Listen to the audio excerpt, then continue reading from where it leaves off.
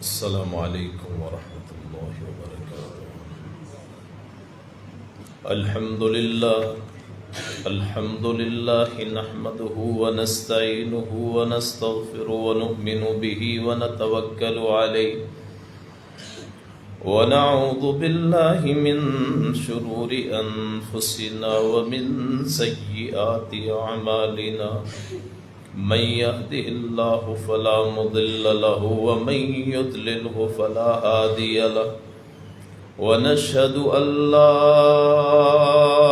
إله إلا الله وحده لا شريك له، ونشهد أن محمدا عبده ورسوله۔ اللهم صل على محمد وعلى آل محمد كما صليت على إبراهيم وعلى آل إبراهيم إنك حميد مجيد۔ اللهم بارك على محمد وعلى آل محمد كما باركت على إبراهيم وعلى آل إبراهيم إنك حميد مجيد۔ رب اشرح لي صدري ويسر لي أمري واحلل عقدة من لساني يفقهوا قولي۔ رب زدني علما سبحانك لا علم لنا إلا ما علمتنا إنك أنت العليم الحكيم۔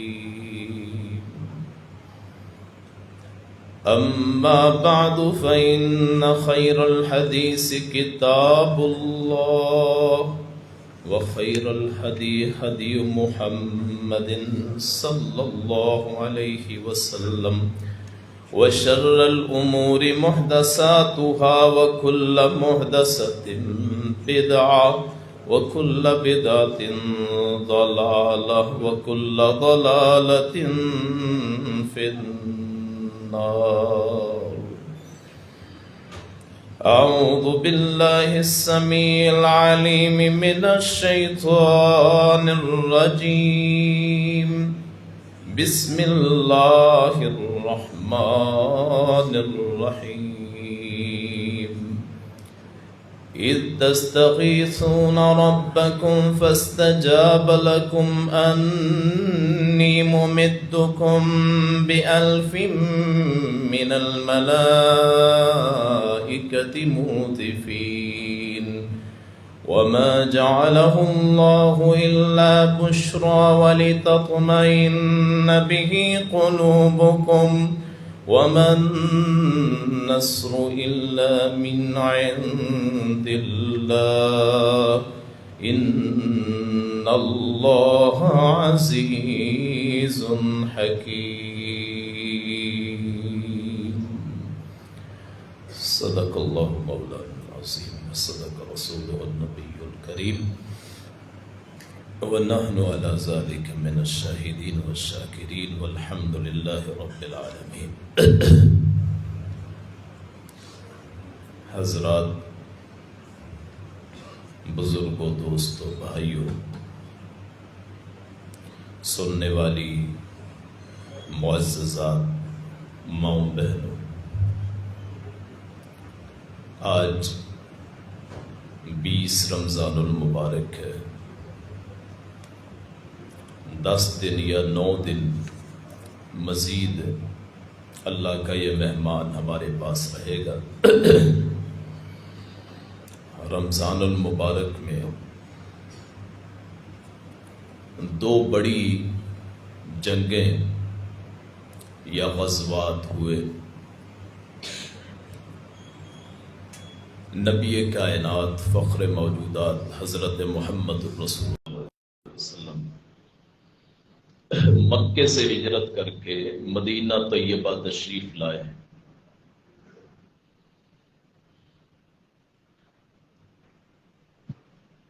آپ بالکل بے سر و سامان تھے، ہجرتوں کے ستائے ہوئے،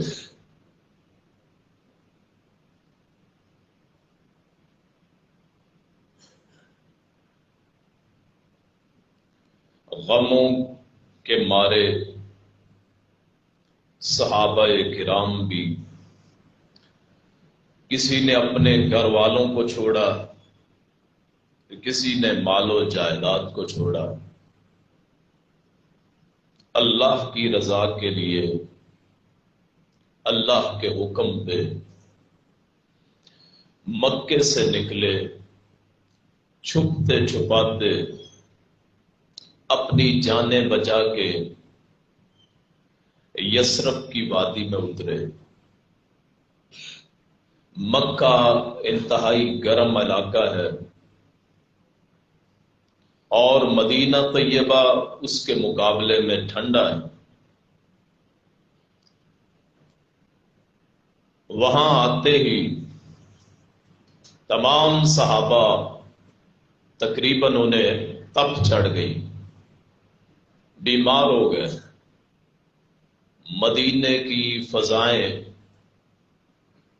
یثرب کی فضائیں ان کے حق میں نہ رہیں، تو پھر نبی کائنات صلی اللہ علیہ وسلم نے اللہ سے دعا فرمائی کہ اللہ مدینے کو کوئی ویسا بنا دے جیسے مکے کو بنایا ہے۔ اور وہاں پھر آ کے آپ نے سب سے پہلے قباء میں قیام فرمایا اور مسجد کی بنیاد رکھی سب سے پہلے۔ اس کے بعد مدینہ طیبہ مطہرہ مقدسہ میں تشریف لائے، جس کا نام یثرب تھا، اور یہ اللہ کے رسول کی برکت ہے کہ آج کوئی بھی اس شہر کو یثرب نہیں کہتا، اسے مدینہ النبی پکارتے ہیں۔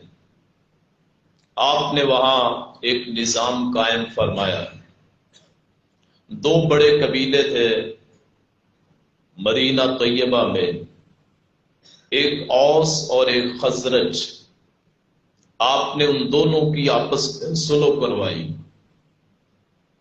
آپ مسجد کو ہی آپ نے اپنا دار الخلافہ بنایا، عدالت بھی وہیں لگتی، سزائیں بھی وہیں سے ہوتی، احکامات بھی وہیں نازل ہوتے، سارے معاملات اس کچے صحن پہ بیٹھ کے حل فرماتے۔ میں، میری اولاد، میری عزت اس کچے صحن پہ قربان جہاں محمد رسول اللہ بیٹھا کرتے تھے۔ غیروں کو جو مکے والے تھے، ہے آپ کے ہی خاندان کے، آپ کا کوئی چچا لگتا ہے، کوئی تایا ہے، کوئی منہ بولا بھائی ہے، کوئی پھوپھی ہے، کوئی تایا ہے، کوئی ماموں لگتا ہے، سارے لڑنے والے آپ کے رشتہ دار۔ ابو جہل آپ کا رشتہ دار، ابو لہب آپ کا تایا، امیہ وہ بھی آپ کا چچا لگتا ہے۔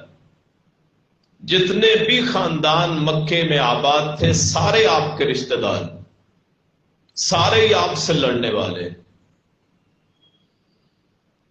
ان کو بھی تشویش کہ ہمارے ہاتھ سے بچ کے نکل گئے، اور مدینے میں رہنے والے منافقین اور یہود، ان کو بھی فکر کہ یہاں یہ نئی ایک طاقت آ گئی۔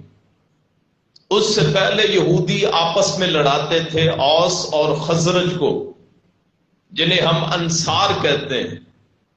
انصار کا معنی ہوتا ہے مددگار، اور آپ تھے مہاجر، ہجرت کر کے آئے، مکے کو چھوڑ کے آئے۔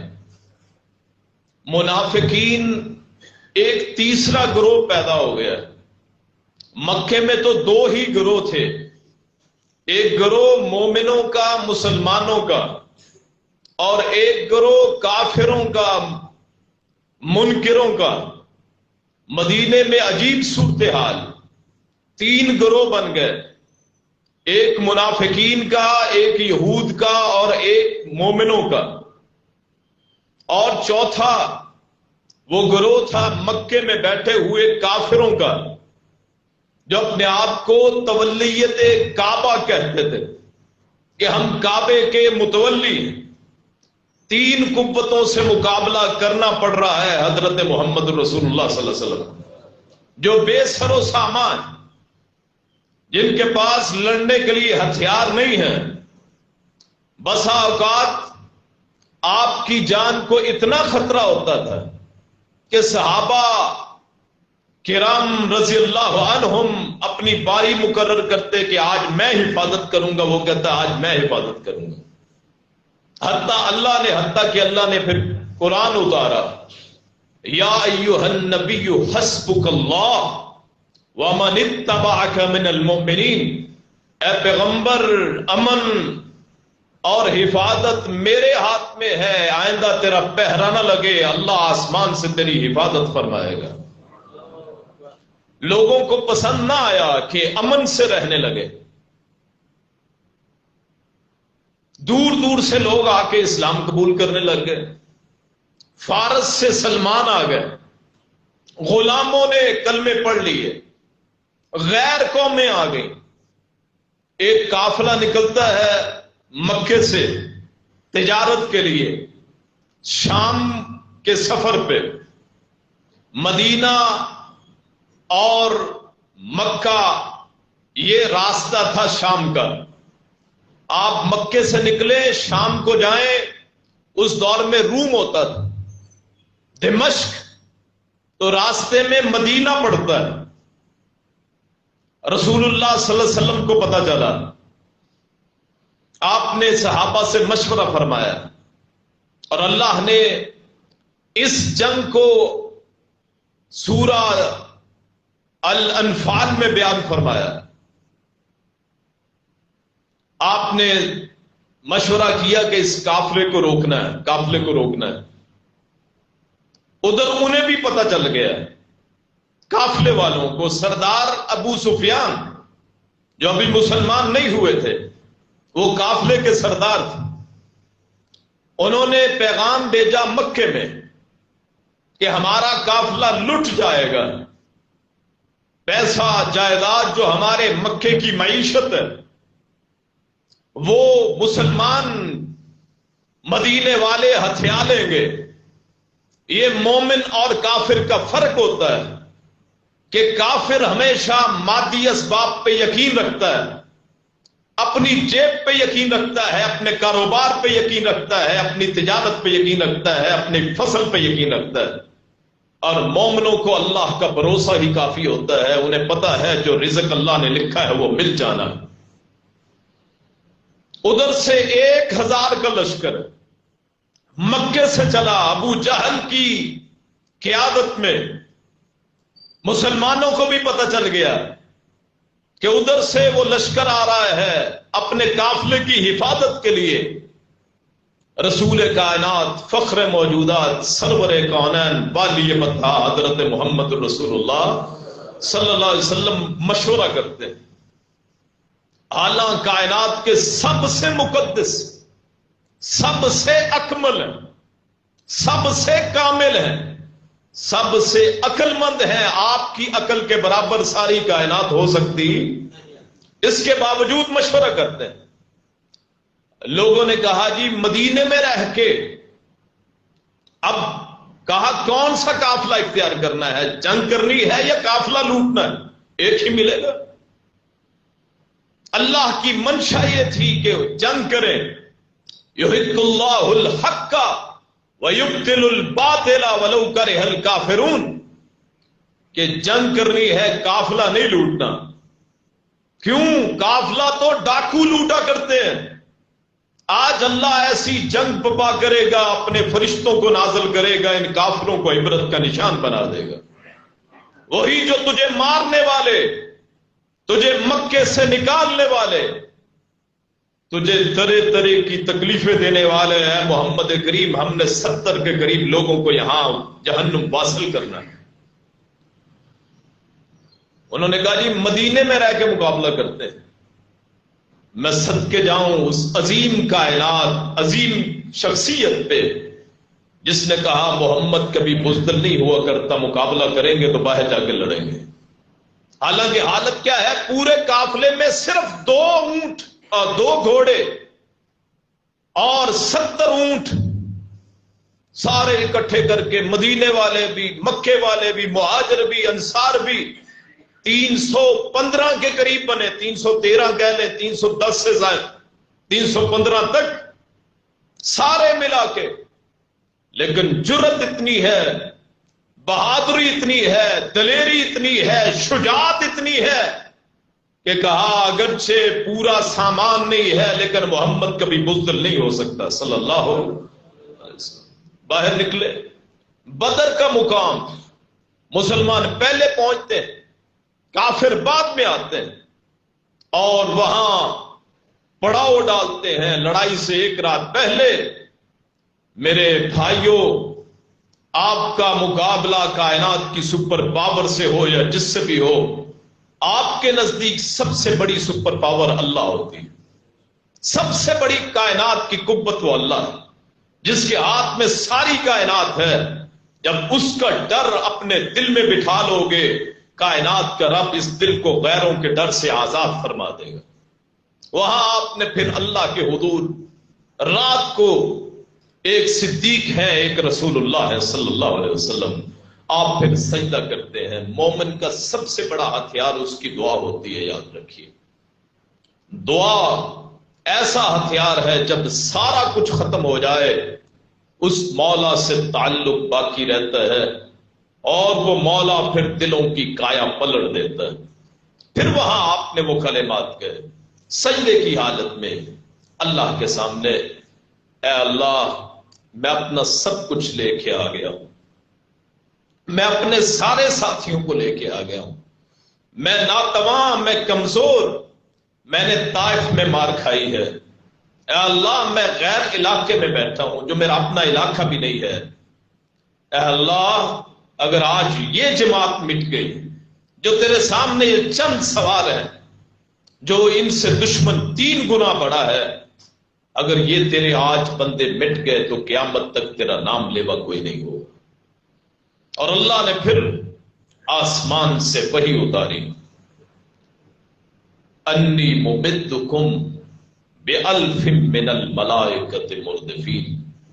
اے پیغمبر گھبرانا نہیں ہے، آج یہ نہ دیکھو کہ تمہیں کھانے کو ملتا ہے کہ نہیں، آج یہ نہ دیکھو ہتھیار ہے کہ نہیں، آج یہ نہ دیکھو تیرے ساتھی تھوڑے ہیں، آج یہ نہ دیکھو کہ تو غیر علاقے میں ہے، آج یہ نہ دیکھ کہ تیرا ساتھ کوئی نہیں دیتا، میں اللہ تیرے ساتھ ہوں، جس کے ساتھ اللہ ہو جائے اسے کسی کی پرواہ کرنے کی ضرورت نہیں۔ اور پھر آپ نے، ابو بکر صدیق نے کہا اللہ کے رسول بس کرے، آپ نے بہت اللہ پہ پکار لگا دی، پھر آپ وہاں سے اٹھے، آپ نے پھر نشان لگائے، یہاں ابو جہل مرے گا، یہاں امیہ مرے گا، یہاں فلاں مرے گا، یہاں فلاں مرے گا، یہاں فلاں مرے گا۔ ایک صحابی کہتے ہیں اللہ کی قسم ہے اگلے دن جہاں جہاں محمد نے نشان لگائے تھے وہاں وہاں کافر گر کے مر گئے تھے صلی اللہ علیہ وسلم۔ پھر آپ صف آرا کرتے ہیں، ادھر سے 3 بندے نکلتے ہیں، عتبہ، شیبہ، ولید، ادھر سے انصاری 3 نوجوان نکلتے ہیں۔ انہوں نے کہا کہاں کون ہو تم؟ ہم انصار میں سے ہیں، مدینہ کے ہیں۔ انہوں نے کہا ہم نے آپ سے نہیں لڑنا، ہمارے خاندان کے بندے بھیجو۔ آپ نے پھر بھیجا، عبیدہ کو بھیجا، حمزہ کو بھیجا، علی المرتضی کو بھیجا رضی اللہ عنہم، ان کو بھیجا ایک دوسرے کے مقابلے میں، تینوں کافر جہنم واسی۔ پھر عام لڑائی چھڑ گئی، عام لڑائی۔ صحابہ کہتے ہیں ہم نے آپ کے ارد گرد 2 بندوں کو دیکھا، پہچانے نہیں جاتے تھے، دونوں نے خوف پہنے ہوئے۔ تو بعد میں پتہ چلا ایک جبریل تھے ایک میکائیل تھے۔ محمد رسول اللہ صلی اللہ علیہ وسلم نے زندگی میں کسی پہ تلوار نہیں چلائی، ساری زندگی نہ جنگ میں نہ امن میں تلوار نہیں اٹھائی۔ بہادر سب سے زیادہ، نڈر سب سے زیادہ، شجاع سب سے زیادہ۔ مدینے میں آواز آتی ہے ایک مرتبہ، لوگ چلتے ہیں اس آواز کی طرف، جب لوگ پہنچے تو آگے سے محمد رسول اللہ آ رہے تھے صلی اللہ علیہ وسلم۔ آقا آپ کہاں سے آئے؟ کہا جاؤ جا کے سو جاؤ، محمد تمہاری پہرے داری کرنے آیا ہے صلی اللہ علیہ وسلم۔ اتنے بہادر، اتنے شجاع، اتنے دلیر، لیکن زندگی میں کسی کافر کو مارے ہی نہیں، کبھی بدلہ ہی نہیں لیا۔ اللہ نے نگرانی کا نظام مقرر کر دیا، آپ نہتے بھی ہوتے تھے اللہ آپ کی مدد فرما دیتا۔ آپ ایک مرتبہ ایک درخت کے نیچے لیٹ گئے، کیکر کا درخت، آپ کو نیند آ گئی، ایک بدوی آدمی ہے، عربی آدمی، اس نے کہا من یمنعک منی یا محمد صلی اللہ علیہ وسلم، کون تجھے آج میرے ہاتھ سے بچائے گا، کون دفاع کرے گا؟ آپ مسکرا پڑے، فرمایا میرا اللہ، وہ میری حفاظت کرے گا۔ اور اللہ حفاظت کی، پھر اللہ نے ساری زندگی آپ کو کچھ نہیں ہوا۔ سازشیں کرنے والے مر گئے، مقابلے میں آنے والے ان کی اولادوں کو بھی کوئی یاد نہیں کرتا، ان کے ناموں پہ کوئی نام نہیں رکھتا، لیکن اللہ کا نظام دیکھیے، جس کو مٹانے پہ پوری کائنات تل گئی تھی، اس شخص کا نام اللہ نے ہر بندے کی زبان پہ نازل فرما دیا۔ کون ہے مسلمانوں کا وہ گھرانہ جس میں محمد نام کا کوئی شخص نہ ہو صلی اللہ علیہ وسلم۔ پھر آپ وہاں لڑے، صحابہ لڑے، 70 سے زائد کافر مارے گئے، ان میں 21 بڑے سردار تھے، بڑے بڑے 21 سردار۔ امیہ کو مارا بلال حبشی نے، وہی جو مکے میں سزائیں دیا کرتا تھا، جو مکے میں گھسیٹا کرتا تھا، جو تپتی ریت پہ لٹا کے پتھر گرم رکھ کے گلے میں پٹا ڈال کے کھینچتا، مدینے کے مکے کے نوجوانوں کے ہاتھوں میں وہ پٹا دے دیتا، جہاں چاہتے گھسیٹتے، اس کی زبان سے احد احد کا لفظ نکلتا، اور اللہ کو اتنا پسند آیا کہ اللہ نے قرآن کی ایک سورت کا نام قل هو اللہ احد رکھ دیے۔ ان کے ہاتھوں سے مروایا امیہ کو۔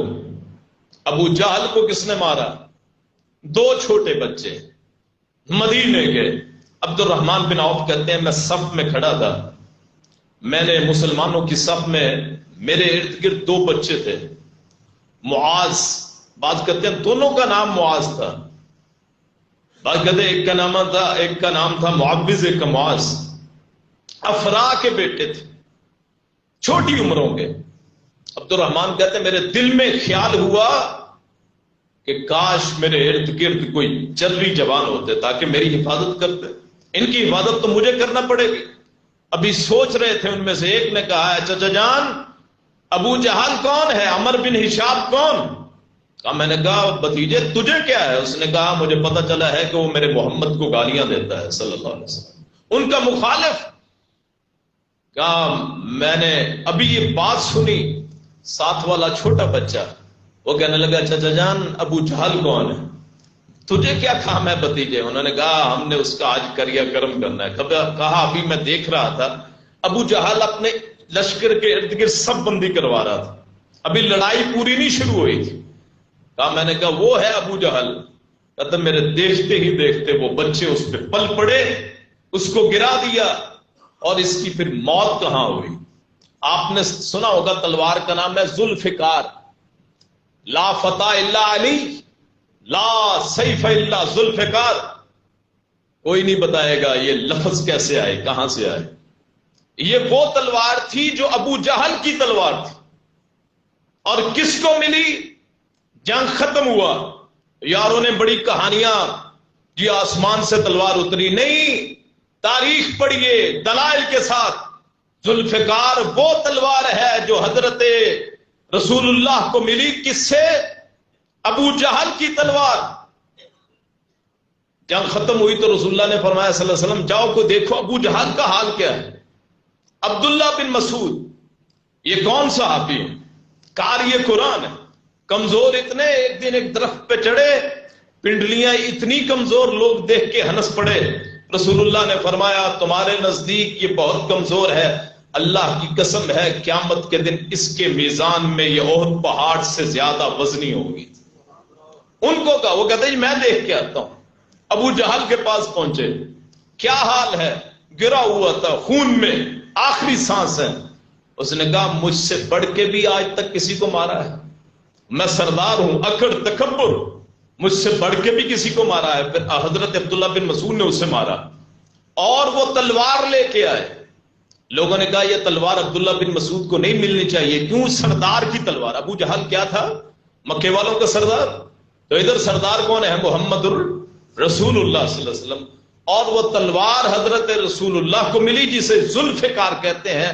ذوالفقار فقر سے ہے، فقر کہتے ہیں جوڑ کو، جیسے آپ کہتے ہیں دندے پڑے ہوئے۔ وہ تلوار تھی دو دھاری، اوپر سے دو نشان تھے۔ وہ تلوار اس لیے اسے ذوالفقار کہتے ہیں، اور آسمان سے کوئی نہیں اتری تھی جیسے ہمارے لوگ سمجھتے ہیں۔ اور اللہ کے رسول نے پھر وہ تلوار حضرت علی کو تحفے میں دے دی تھی، حضرت علی کو تحفے میں دے دی تھی۔ لوگوں نے عقائد خراب کرنے کے لیے کہہ دیا لا سیف الا ذوالفقار لا فتح الا علی، ان کے کوئی نوجوان نہیں ہے علاوہ علی کے، کوئی تلوار نہیں ہے علاوہ ذوالفقار کے۔ وہ دراصل ابو جہل کی تلوار تھی جو میدان جہاد میں رسول اللہ کو ملی تھی، اور رسول اللہ نے حضرت علی کو دے دی رضی اللہ عنہ۔ اپنے عقائد درست کیجئے، عقائد درست نہ ہو تو اعمال کا فائدہ کوئی نہیں۔ پھر وہاں گھسیٹ گھسیٹ کے 9 بڑے سرداروں کو وہاں ایک کنویں میں پھینکا گیا۔ اللہ کے رسول صلی اللہ علیہ وسلم پھر اس کنویں پہ آئے، او کافرو، سردارو اور منکرو، کافرو، مرے ہوئے، ان کو پکارا، آج تم نے دیکھ لیا جو اللہ نے ہم سے وعدہ کیا تھا، کیا تم بھی دیکھ رہے ہو؟ حضرت عمر فرماتے ہیں اللہ کے رسول ان مردوں سے گفتگو کرتے ہیں۔ آپ نے فرمایا اس وقت تم سے زیادہ سن رہے ہیں، اس وقت تم سے زیادہ سن رہے ہیں۔ اور ہمارے بھائیوں نے اس روایت کو اپنا عقیدہ بنا لیا کہ مردے سنتے ہیں۔ میں نہایت ادب کے ساتھ گزارش کروں گا کہ جی مردے سنتے ہیں، کون سی روایت ہے جی؟ وہی بدر والی۔ وہ مردے کون تھے؟ کافر۔ کون سی روایت اٹھا کے کہاں ہم نے نیک لوگوں کے متعلق لگا دی کہ جی مردے سنتے ہیں؟ یاد رکھیے وہ کافروں کے متعلق حضرت رسول اللہ کا قول تھا کہ یہ کافر ہیں، ان کو سنانے والے محمد رسول اللہ صلی اللہ علیہ وسلم۔ اپنے عقائد درست کیجئے، سنی سنی بات پہ یقین نہ کیجئے۔ قرآن نے کہا ما انت بمسمع من فی القبور ان اللہ یسمع من یشاء۔ اے پیغمبر آپ بھی چاہیں تو قبروں والوں کو سنا نہیں سکتے، ہاں اللہ جسے چاہے سنا سکتا ہے۔ پھر جنگ ختم ہوتی ہے، مال غنیمت ملتا ہے، ادھر پورے مکے میں کوہرام مچ جاتا ہے۔ یہ غزوہ بدر ہے۔ 69 لوگ، اور 69 لوگوں کو اللہ تعالیٰ نے فتح یاب کیا۔ اور دوسری جنگ یہ 17 رمضان کو، غزوہ بدر 17 رمضان، اور دوسری جنگ ہے غزوہ فتح مکہ، مکہ کی فتح، اس کا غزوہ۔ غزوہ کا لفظی معنی ہوتا ہے جنگ کے لیے جانا، جنگ ہو یا نہ ہو۔ اب صلح حدیبیہ ہے، وہاں جنگ کوئی نہیں ہوئی لیکن اسے غزوہ صلح حدیبیہ کہتے ہیں۔ غزوہ تبوک جنگ کوئی نہیں ہوئی لیکن جنگ کے لیے گئے تھے، اس لیے اسے غزوہ کہا جاتا ہے۔ غزوے کا معنی لڑائی نہیں ہے، لڑائی کے لیے جانا۔ اب یہ فتح مکہ ہوتا ہے 20 رمضان المبارک کو، جیسے آج ہے 20 رمضان۔ دونوں روزے رکھ کے مسلمان وہاں جاتے ہیں، اور اللہ تعالیٰ نے اس کو قرآن کریم میں بیان فرمایا۔ اس سے 2 سال پہلے صلح حدیبیہ ہوتی ہے سورہ فتح میں، الفتح۔ اور یہاں میں آپ کے گوش گزار کروں کہ جس بندے کو بہت خواہش ہو، جی مجھے کسی کام کی خواہش ہے، کوئی ضرورت ہے، رشتے کا مسئلہ ہے، جادو کا مسئلہ ہے، کوئی اور ایسا مسئلہ ہے، اس کے لیے کامل وظیفہ ہے کہ سورہ الفتح کی پہلی 3 آیات انا فتحنا لک فتحا مبینا لیغفر لک اللہ ما تقدم من ذنبک وما تأخر ویتم نعمتہ علیک ویہدیک صراطا مستقیما وینصرک اللہ نصرا عزیزا۔ 26واں پارہ ہے۔ وہ ان 3 آیات کی بے شمار تلاوت فرمائے، اللہ اس کے مسائل حل کر دے گا انشاءاللہ۔ یہ آیات پھر وہاں نازل ہوئی کہ صلح حدیبیہ میں کیا ملا؟ کچھ بھی نہیں، خواب دیکھا، لقد صدق اللہ رسولہ الرؤیا بالحق لتدخلن المسجد الحرام انشاءاللہ آمنین محلقین رؤوسکم ومقصرین لا تخافون فعلم ما لم تعلموا فجعل من دون ذلك فتحا قریبا۔ اللہ کے رسول نے خواب بیان فرمائی صحابہ کو کہ میں مکے کا طواف کر رہا ہوں، خانہ کعبہ کا تم بھی کر رہے ہو۔ 1400 سے 1500 صحابہ تیار ہو گئے، ادھر پہنچے، انہوں نے کہا جی عمرہ نہیں کرنے دینا، شرائط طے ہو گئی، تمہارا آئے گا ہم واپس نہیں کریں گے۔ کافروں نے کہا مسلمانوں کا جائے واپس نہ کریں، ہمارا جائے گا تم واپس کرو گے، اس سال عمرہ نہیں کرو گے، اگلے سال عمرہ کرو گے، 3 دن رہو گے۔ بادی نظر میں، ظاہری رائے میں یہ تو شکست کہ قرآن کہتا ہے کہ طواف کرو گے، مکے میں داخل ہو گے اور تم خالی ہاتھ واپس آ گئے۔ ہمارا مسلمان جائے وہ واپس نہ کریں، ان کا آئے ہم واپس کر دیں۔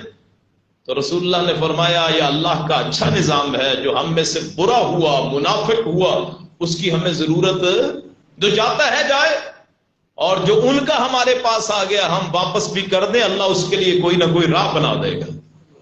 اور اسی طرح معاہدہ چلا 1 سال 2 سال، اور پھر اس سے اگلے سال 6 ہجری میں معاہدہ ہوا تھا یہ صلح حدیبیہ کا، اور 8 ہجری میں 20 رمضان المبارک اللہ کریم نے مکہ عطا فرما دی، بغیر لڑائی کے۔ تھوڑے سے بندے مارے گئے، 14 تقریباً کافر مارے گئے، 14 سے 20 کافر مارے گئے، وہ بھی خالد بن ولید مسلمان ہو گئے تھے، ان کے ہاتھوں مرے۔ باقی ساروں کو پھر اللہ کے رسول صلی اللہ علیہ وسلم نے پھر اگلے دن مکہ فتح ہو گیا، آپ نے وہاں اعلان فرمایا ابو سفیان کے گھر میں جو داخل ہو جائے اسے امان، جو اپنے گھر میں بیٹھا رہے اسے امان، جو ہتھیار روک لے، ہتھیار نہ نکالے، اسے امن دے دیا۔ اور پھر اگلے دن آپ نے 8 رکعتیں پڑھی، کس وقت؟ چاشت کے وقت 8 رکعتیں اپنے چچا کے گھر، ابو طالب کے گھر، علی المرتضی کے گھر، جو ان کا آبائی گھر تھا، ام ہانی کا گھر تھا، وہاں آپ نے پھر 8 رکعتیں پڑھی۔ پھر آپ نے نکلے، خانہ کعبہ کے پاس پہنچے، پھر آپ نے وہاں خطبہ دیا۔ آپ نے پوچھا ہے مکے والو آج تم سے کیا سلوک کروں گا؟ انہوں نے کہا جی آپ نیک بھائی ہیں، معزز بھائی ہیں۔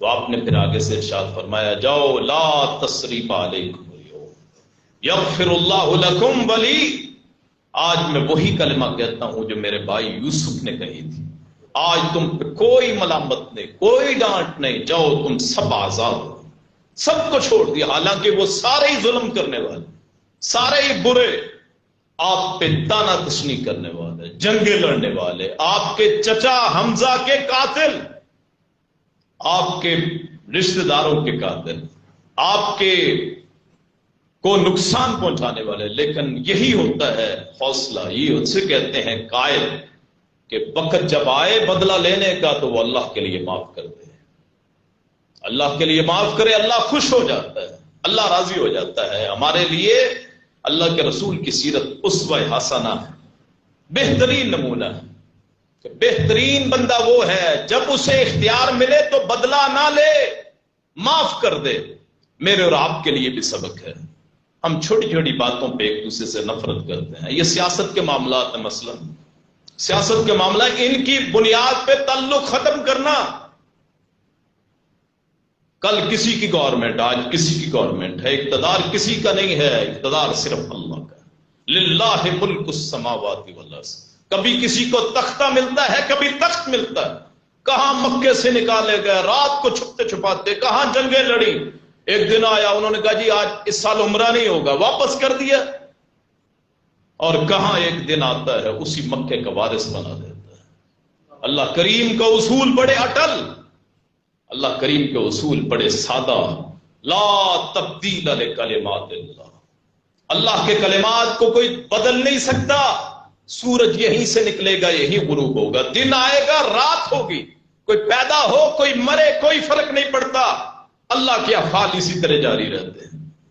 پھر آپ نے مکے کو فتح کیا، آپ کا سر جھکا ہوا تھا، آپ نے کوئی نعرہ نہیں لگایا، آپ نے تانا تشنی نہیں کیا، آپ نے کسی کو برا بلا نہیں کہا، آپ نے کسی کو مارا نہیں، خانہ کعبہ کو بتوں سے پاک کیا۔ وہ میرے بھائی جو اپنے گھروں میں تصویریں لگائے ہوئے ہیں، نیک بزرگوں کی تصویریں کہ جی ہمارے یہ بڑے ہیں، ان کے لیے یہ حدیث ہے، میرا رسول نے فرمایا صلی اللہ علیہ وسلم، فرمایا مکے خانہ کعبہ کو پاک کرو، مسجد حرام کو 360 بت تصویروں کی صورت میں، آپ نے کہا سب کو پاک کرو، سب کو صاف کرو، اور ان میں 2 بت یا 2 تصویریں، ایک تصویر حضرت ابراہیم کی، ایک حضرت اسماعیل کی۔ دنیا جہان کے سارے پیر و مرشد مل جائیں، حضرت ابراہیم کے پاؤں کی خاک پہ قربان کیے جا سکتے ہیں۔ ان کی تصویر کو آپ نے گرایا، ان کی تصویر کو وہاں سے نکالا، یہ بتلانے کے لیے کہ لوگوں تصویر کسی صورت جائز نہیں ہے، خاص طور پہ جب اسے عبادت کے لیے یا حرمت کے لیے لگایا جائے، اس کو عقیدت کے لیے لگایا جائے۔ سب سے بڑا ظلم ہے شرک، ان الشرک لظلم عظیم، شرک سب سے بڑا ظلم ہے۔ آپ نے اس شرک کی ساری علامتوں کو صاف کر دیا، اپنے آباء و اجداد حضرت ابراہیم، حضرت اسماعیل، ان کی تصویروں کو، ان کے بتوں کو توڑا، اپنی لاٹھی سے گراتے جاتے تھے۔ جعل حق وزہق الباطل ان الباطل کان زہوقا، حق آ گیا، باطل رائے گاں ہو گیا، چلا گیا، باطل ہمیشہ مٹنے کے لیے آیا ہے۔ اور پھر مکے کے اس صحن کو صاف کیا جہاں آپ بیٹھا کرتے تھے، پھر وہاں ایک نظام قائم فرمایا۔ خانہ کعبہ کی چابی کی باری آئی، وہ عثمان، حضرت عثمان، ایک مرتبہ آپ نے زمانہ جاہلیت میں ابھی مکے میں تھے تو انہیں کہا ہے عثمان میں اس میں داخل ہونا چاہتا ہوں، جن کے پاس چابی تھی عثمان ان کا نام، اس نے کہا نہیں تو نہیں داخل ہو سکتا، سارے ہی داخل ہو سکتے ہیں، تو گستاخ ہے، تو منکر ہے، تو بزرگوں کا گستاخ ہے، بتوں کا منکر ہے۔ کیسی کیفیت ہوگی؟ رحمت للعالمین، شفیع للمذنبین، شافع محشر، ساقی کوثر، سارے رسولوں کے سردار، لیکن راستہ نہیں ہے کہ وہاں خانہ کعبہ میں داخل ہو جائے۔ 2 دروازے تھے اس دور میں، 2 دروازے، ایک طرف آنا پھر گزر جانا، دونوں دروازوں کی چابیاں پھر اس نے اپنے پاس رکھی۔ یہ عثمان نے، آج اللہ کی شان دیکھیے، وہ دن بھی آ گیا کہ جس کو اس خانہ کعبہ میں داخل نہیں ہونے دیا گیا تھا، آج سارا اختیار اس محمد کے ہاتھ میں آ گیا۔ اب نے کہا عثمان کو بلاؤ، بلایا گیا، عثمان تو نے کہا تھا نا اس میں داخل نہیں ہونا، آج محمد کی اجازت سے تو داخل ہوگا، میں انتقام نہیں لیتا، میں کسی کو برا بلا نہیں کہتا۔ پھر آپ نے وہ چابی لی، خاندان آپ کا بھی تھا کہ اس کو دے دیتے، اپنے بنو ہاشم میں سے کسی کو دے دیتے تھے، کہا نہیں، اد الامانات الی اہلھا، عثمان قیامت تک اس خانہ کعبہ کی چابی تیرے پاس رہے۔ اور آج بھی تحقیق کریں تو پتہ چلتا ہے کہ اس خانہ کعبہ کا آج بھی وہ جو نظام ہے، چابی کا سلسلہ، وہی حضرت عثمان کے، یہ حضرت عثمان بن عفان نہیں ہے، اور عثمان، ان کے خاندان میں چلا آتا ہے۔ اللہ کا فیصلہ عجیب۔ پھر آپ نے اذان کہلوائی خانہ کعبہ کے اوپر جہاں آج تک نہیں ہوئی تھی، اور اذان کہنے کے لیے بھی اپنے خاندان کو منتخب نہیں کیا، ایک کالے رنگ کے بلال کو کہا آؤ اوپر چلو، اور حالاں حضرت بلال کی زبان سین شین نہیں پڑھ سکتے تھے، اشہد ان لا الہ الا اللہ نہیں کہہ سکتے تھے، اشہد ان محمد رسول اللہ کہتے تھے، شین نہیں پڑھ سکتے تھے۔ اب نے کہا بلال تو آ، اور اللہ نے تقوی کو دیکھنا ہوتا ہے، شکلوں کو نہیں دیکھنا ہوتا۔ تو اس وادی میں لٹتا رہا، تجھے مارا جاتا رہا، تجھے پتھر تیرے سینے پہ رکھتے رہے، تجھے گھسیٹتے رہے، آج اگر تو نے اذان نہ کہی اور کون کہے گا؟ تو نے اس وقت احد احد کہا تھا، آج خانہ کعبہ کی چھت پہ اللہ اکبر تو ہی کہے گا۔ اللہ کو ادائیں پسند آتی ہیں۔ پھر اس خانہ کعبہ میں اذان کہی گئی، وہ بلال کی اذان تھی، اور اس اذان پہ آج بھی اس کی لذت محسوس ہوتی ہے ان لوگوں کو جو خانہ کعبہ میں جاتے ہیں۔ جب پہلی نظر پڑتی ہے خانہ کعبہ پہ، اللہ ہم سب کو اس کی زیارت نصیب فرمائے۔ اس کالے گھر کو، کیا ہے، کالا غلاف ہے، سادہ سی عمارت، لاکھوں روپے خرچ کر کے کس لیے جاتے ہیں؟ کہ اللہ کے گھر کی زیارت ہو جائے، اور جب اس پہ نظر پڑتی ہے پہلی نظر میں جو مانگ لو اللہ عطا کرتا ہے. اس کو دیکھنا بھی ثواب. اس کو دیکھتے ہی آدمی پہ روب طاری ہوتا ہے. جو جاتے ہیں خانہ کعبے ان سے پوچھیں جو پہلی مرتبہ دیکھتے ہیں وہ ویسے ہی آنسو ان کی آنکھوں میں ہوتے ہیں. ان کے حوصلے جواب دے جاتے ہیں کہ ساری زندگی اس رب کو سجدہ کرتے رہے, اس خانہ کعبہ کی طرف, اس گھر کی طرف. اور آج وہ دن بھی آ گیا ہے کہ اس خانہ کعبہ کی زیارت آنکھوں سے سامنے دیکھ لے. اور یہ فتح مکہ ہوتا ہے. ایک اور مناسبت ہے صرف 2-3 منٹ میں, وہ ہے حضرت علی المرتضیٰ رضی اللہ تعالیٰ عنہ. 20 رمضان کو ہی ان کی شہادت ہوتی ہے. حضرت علی المرتضیٰ رضی اللہ تعالیٰ, اللہ تعالیٰ کروڑوں رحمتیں اپنے نیک بندوں پہ نازل فرمایا. مسجد کے دروازے پہ شہید کیا جاتا ہے صبح کی نماز کے وقت. مسجد کے دروازے پہ یہ نیک لوگوں کی علامتیں ہوتی ہیں کہ ان کا تعلق مسجد کے ساتھ ہوتا ہے. آج ان مولا علی کا نام لینے والے, بنگ پینے والے, چرس پینے والے, ان کے لیے سبق ہے کہ نشیوں کے لیے نماز نہیں ہوتی. مولا علی وہ عظیم شخصیت ہے جن کی شہادت بھی ہوتی ہے تو مسجد کے دروازے پہ ہوتی ہے. ساری زندگی یہ فقیر, یہ درویش, کائنات نے ابو ذر غفاری اور علی المرتضیٰ کو دیکھا ہوگا جو فقیری میں سب سے اول تھے. ساری زندگی کچھ حاصل نہیں کیا, خلیفہ بنے پھر بھی کچھ نہیں. لوگوں نے کہا اپنے بیٹے حسن کو بنا دیں, انہوں نے کہا نہیں نہیں, لوگ پسند کریں گے تو بنا دیں گے, میں نہیں کسی کو خلیفہ مقرر کر کے. آج ان کے لیے سبق ہے جو مولا علی کے ماننے والے. میں ہوں علی کا ماننے والا, میری سب کچھ حضرت علی المرتضیٰ کی جان پہ قربان, ان کی عزت پہ قربان ہے. اس مولا علی کا سبق سیکھیے کہ شہادت بھی ملتی ہے تو رمضان میں, اور شہادت ملتی ہے تو مسجد کے دروازے پہ. گویا اللہ نے قانون بنا دیا, کامیابی چاہتے ہو تو مسجدوں سے تعلق مضبوط کرو, مسجدوں کو آباد کرو. اللہ اس مسجد کو, ٹچکوٹ میں جتنی مسجدیں ہیں جن جن مسلکوں کی ہیں, اللہ تعالیٰ تمام مسجدوں کو آباد شاد رکھے. قیامت تک اللہ کا نام ان مسجدوں میں بلند ہوتا رہے. فرقہ واریت کو چھوڑیے, تمام مسجدیں اللہ کی ہے. بس ان المساجد للہ, کسی فرقے کی کوئی مسجد نہیں ہے. جس مسجد امام کے پیچھے آپ نماز پڑھے, جس مسجدی جو بھی جس کا عقیدہ ہو, جس امام کا, میں قائل ہوں ہر امام کے پیچھے نماز ہو جاتی ہے. اگر کسی امام میں غلطی ہے وہ غلطی امام پہ ہے, آپ کی نماز ہو جاتی ہے. میں ہر بندے کے پیچھے نماز پڑھنے کے لیے تیار ہوں. اللہ پاک مجھے بھی آپ کو بھی فرقہ واریت سے نکلنے کی توفیق عطا فرمائے. آخر دعوانا الحمدللہ رب العالمین.